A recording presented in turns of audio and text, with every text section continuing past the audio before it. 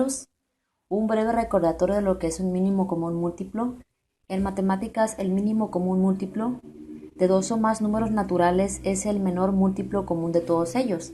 Por ejemplo, aquí tenemos dos números, el 4 y el 6. Bueno, se nos está pidiendo el mínimo común múltiplo, abreviado con MCM. Quiere decir que vamos a obtener el número más cercano que pueda dividir al 4 y al 6 de manera exacta.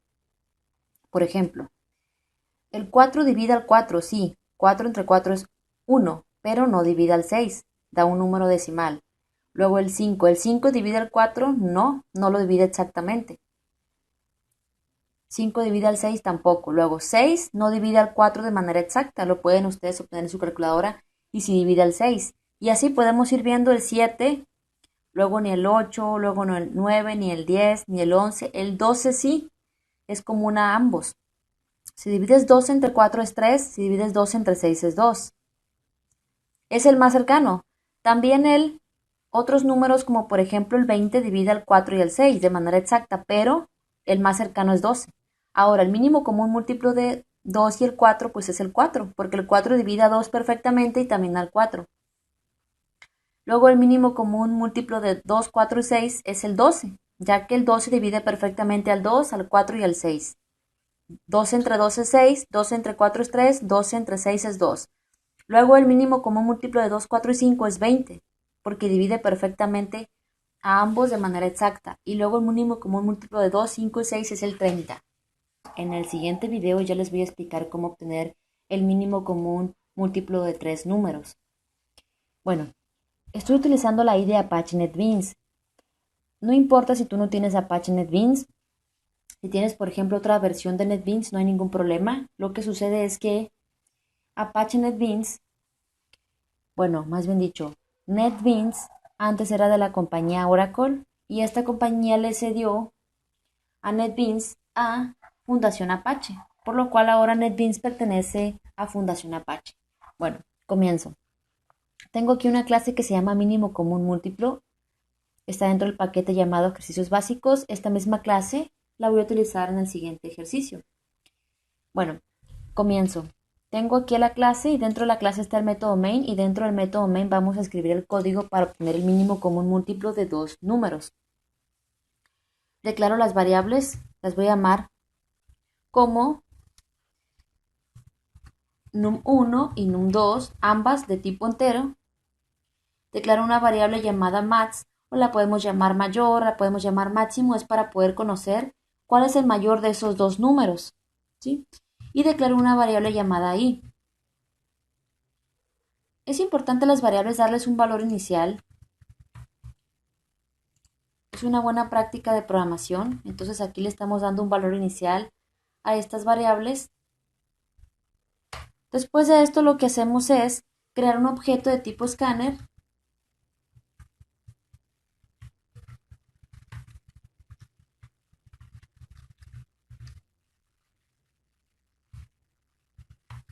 Estamos creando nuestro objeto de tipo scanner y este objeto de tipo scanner nos va a servir para nosotros invocar a los métodos de esa clase scanner que nos van a permitir que se nos lea lo que nosotros tecleemos con nuestro teclado. Vemos aquí que importamos a la clase scanner que pertenece al paquete java.util. Después de esto ya crear nuestro objeto de tipo scanner, vamos a mostrar un mensaje que nos diga, pongo south y luego la tecla tab, ingresa el número 1. ¿Sí? Copio esta salida estándar system.out.println. Esto lo que va a hacer es que nos va a mostrar ese mensaje que va a aparecer, ingresa el número 1, lo copio y aquí voy a poner ingresa el número 2. Bueno, después de esto, este mensaje que va a aparecer, vamos a hacer que se nos pida ingresar ese valor y almacenarlo en la variable num. Con nuestro objeto de tipo scanner invocamos al método netsin. ¿Qué va a hacer este objeto de tipo scanner? Invoca el método netsin que pertenece a la clase scanner que ya importamos anteriormente y lo que tú teclees con tu teclado lo va a leer y con el operador de asignación se va a almacenar en la variable num1. De igual manera copio esto y aquí lo pegamos Y ahora lo que vamos a hacer es almacenar el valor en la variable num2. Es decir, que este objeto va a invocar el método netSyn y lo que se lea, que tú hayas tecleado con el teclado, con el operador de asignación lo vamos a almacenar en la variable num2. Después de esto, vamos a establecer inicialmente que el valor de la variable max, es decir, que el número mayor que el valor máximo, va a ser num1. Aún no sabemos cuánto vale num1. Después de ingresar los dos valores, vamos a establecer inicialmente que num1 va a estar almacenado en max. Quiere decir que el valor de max, que el mayor va a ser el valor de num1. Eso no lo sabemos aún, pero lo vamos a averiguar. Entonces, inicialmente, num1 se encuentra en la variable max. Vamos a suponer, por ejemplo, que tú ingresaste aquí el 2 y que ingresaste aquí el 6, ¿sí? Que num1 contiene el valor de 2 y num2 contiene el valor de 6. Inicialmente estamos suponiendo que el valor máximo es el número 2, es decir, estamos estableciendo que la variable max contiene el 2, pero luego lo vamos a averiguar, ¿sí?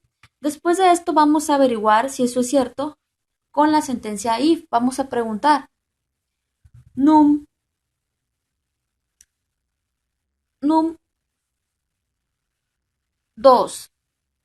es mayor que max.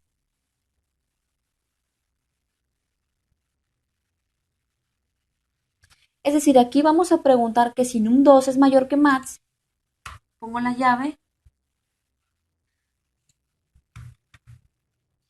También podemos dejarlo sin llaves, pero yo acostumbro a usar llaves. Esto hace que el código se vea más legible, que se vea más limpio. Entonces, con la condicional if vamos a preguntar, ¿num2 es mayor que max? ¿Cuál es num2? Pues, por ejemplo, num2 es 6. En num2 está el valor de 6. Vamos a preguntar aquí, ¿6 es mayor que max? Como 6 es mayor que max, que contiene el 2, quiere decir que max ya no va a ser ese 2. Max ahora va a contener el valor de num2. ¿Qué hay en num2? Pues hay un 6. Quiere decir que max va a ser 6. Y aquí averiguamos que num1 no es el máximo. Es decir que este num1 no es el mayor, sino que es num2. ¿Sí? Es decir, en esta parte, después de que usamos los valores, suponemos que el valor de num1 va a estar almacenado en la variable max. Entonces, si num1 tiene el valor de 2, quiere decir que max contiene el valor de 2. Pero aún no sabemos si el máximo es el 2. Para eso preguntamos con el if num2, que es por ejemplo 6, es mayor que max, o sea, 6 es mayor que el valor max, que es 2, ¿sí? Como si es así, ¿qué pasa? Max ahora va a contener el valor de num2, es decir, va a contener el 6. Entonces, el valor máximo ahora es el 6. Después de esto vamos a hacer una búsqueda, vamos a establecer que la variable i contiene el valor de max, es decir, vamos a suponer que i contiene el 6. Esto es un ejemplo. Puedes ingresar otros valores y ya cambiaría esta información. Ahora vamos a utilizar la estructura de control while y les voy a explicar la lógica de esta parte. Bueno, vemos aquí la estructura de control while y tiene dos condiciones. Aquí es el paréntesis de apertura y aquí el de cierre. Quiere decir que dentro de esos paréntesis van a estar todas las condiciones que vaya a haber en el while. Hay que recordar que el while primero evalúa la o las condiciones dentro de los paréntesis y después ejecuta la acción. Si se cumplen las condiciones, se ejecuta el código dentro del while, es decir, lo que hay dentro de las llaves. En este caso simplemente es una variable en incremento. Bueno, ¿cuáles son las condiciones? Las que están en cada dentro par de paréntesis. Esta es una condición y esta que está aquí es otra condición. La primera condición, vemos aquí que está el símbolo de módulo. ¿Qué es lo que hace el módulo? Bueno, les explico rápidamente. Aquí lo voy a hacer limpio para que quede más claro. Vamos a suponer que divides el 6 entre el 2. ¿Cuántas veces cabe el 2 en el 6? Cabe 3 veces. 3 por 2 es 6, le cambias el signo, esto es división de casita de primaria, y resta 6 menos 6 es 0. Pero por ejemplo, si tú divides otro número como por ejemplo 5 entre 2, ¿cuántas veces cabe? Cabe 3. 3 por 2 es perdón, cabe dos veces, 2 por 2 es 4, le cambias el signo, 5 menos 4 es 1 y el módulo es 1, el residuo es 1, ¿sí? Entonces, eso es el módulo. Ese es el símbolo de módulo, nos obtiene el residuo de esa operación. Entonces, ¿qué está haciendo aquí? Aquí, con el while, establecemos aquí la primera condición. ¿Y cuánto vale i? Pues, por ejemplo, vale 6, el valor de max, que es 6. Hacemos una división entre num1. ¿Cuánto vale num1? Num1 vale 2. Entonces se divide 6 entre 2. Vamos a dividir 6 entre 2 como lo hicimos aquí. El residuo fue 0. 6 entre 2. El residuo fue 0, ¿no? Entonces va a aquí a establecer la condición, preguntando si el residuo de i entre num1, que eso nos dio un 0, pregunta aquí si es diferente, es el símbolo diferente, si es diferente de 0. Como no se cumple esa condición, 0 no es diferente de 0, o sea, 0 es igual a 0, esto me va a devolver un false. Y observa aquí está el operador OR. Este operador OR lo que hace es que hace que se evalúen las condiciones y con cualquiera de las que se cumplan, es decir, con cualquiera de estas dos condiciones que se cumpla ya toda la evaluación dentro del while va a ser un true. Aquí esto me devolvió un false. Como esto devolvió un false, falta evaluar la siguiente condición. La siguiente condición es dividir i, que es 6, entre num2. ¿Cuánto vale num2? Pues vale 6. Dividir 6 entre 6. Entonces voy a quitar esto. 6 entre 6, pues obviamente el residuo es 0, ¿no? Cabe una vez, 1 por 6, 6, cambiamos el signo y eso es 0. Entonces, el residuo es 0, ¿no? Esto, al dividirlo, el residuo es 0. Aquí está evaluando, preguntando, ¿es diferente de 0? Como 0 no es diferente de 0, ¿qué pasa? Este while no se va a ejecutar porque no se cumplió ninguna condición. Esto también me devolvió un false. Me devolvió un false. Como devolvió un false, las dos evaluaciones devolvieron false. Toda la expresión, toda la condición es falsa. No se ejecuta el while. ¿Y qué sucede? Como no se ejecuta el while, el valor de i se quedó en max. Quiere decir que el mínimo común múltiplo es el valor de i, que es 6. Quiere decir que el mínimo común múltiplo de 2 y 6 es 6. Y aquí vamos a poner lo siguiente. El mínimo común múltiplo de, continúa abajo, y luego coma, y luego el valor de num2, que es 6, es decir, el mínimo común múltiplo de 2. Aquí podemos poner la i mejor. Y 6, agregamos el texto que diga es, y va a aparecer 6. Porque ese es el mínimo común múltiplo y lo vamos a comprobar.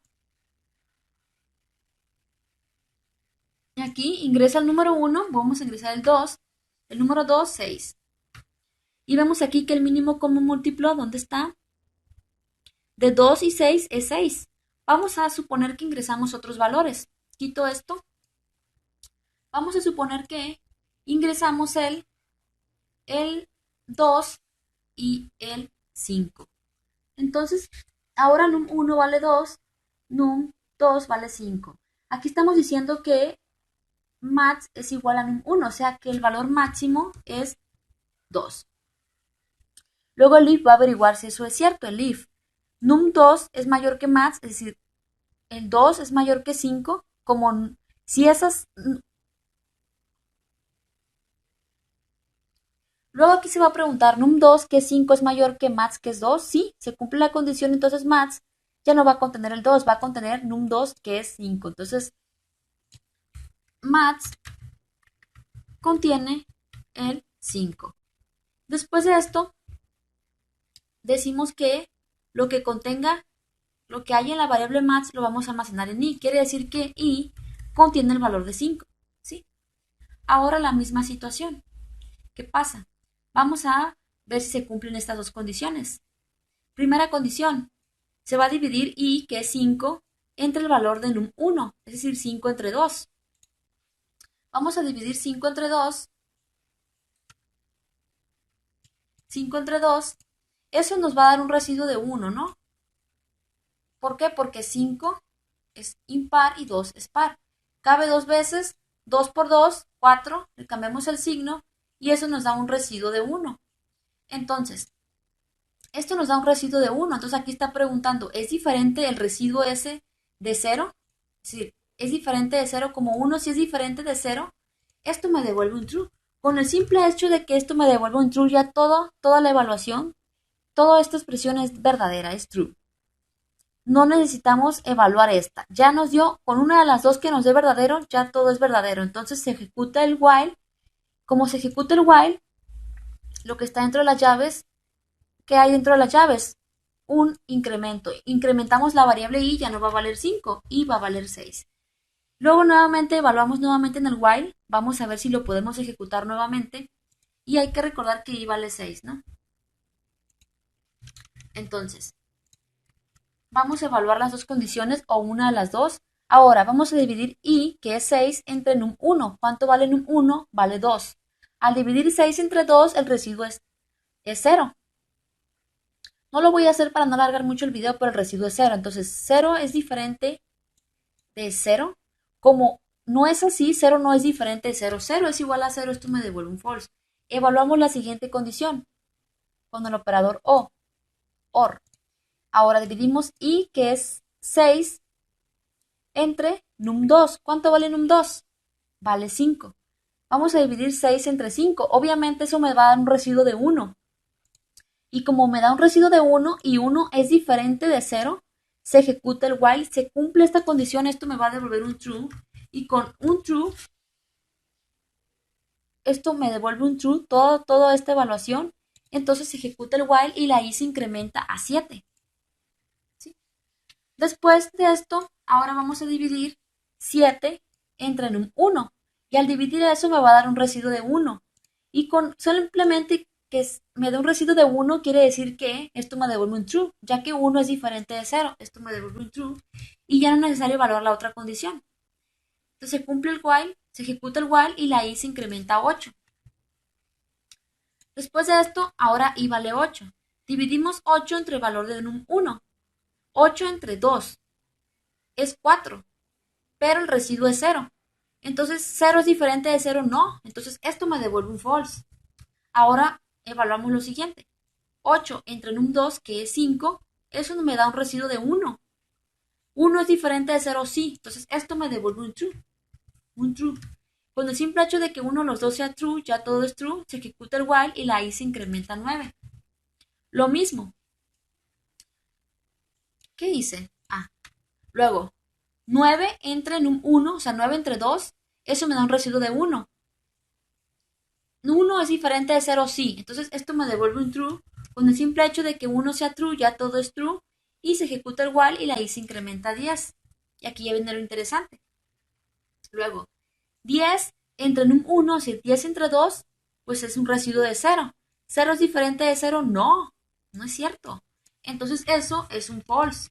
Evaluamos la siguiente condición. Y que vale 10 entre num2, que es 5, es un residuo de 0. Esto me devuelve un false porque 0 no es diferente de 0. Las dos son false, todo es false, el while no se ejecuta y la i se queda en 10.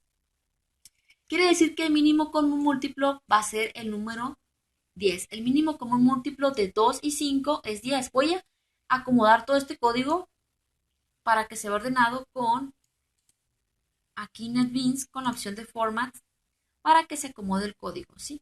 Después de esto, ejecutamos y vamos a poner los mismos valores. Ingresa el número 1, vamos a ingresar el número 2. Ingresa el número 2, el número 5 y el mínimo común múltiplo de 2 y 5 me dice que es 10. Y ya pueden estar haciendo la prueba. En el siguiente video, como les dije, voy a hacer el programa para 3 números para obtener el mínimo común múltiplo de 3 números. Entonces nos vemos en el siguiente video. Hasta luego.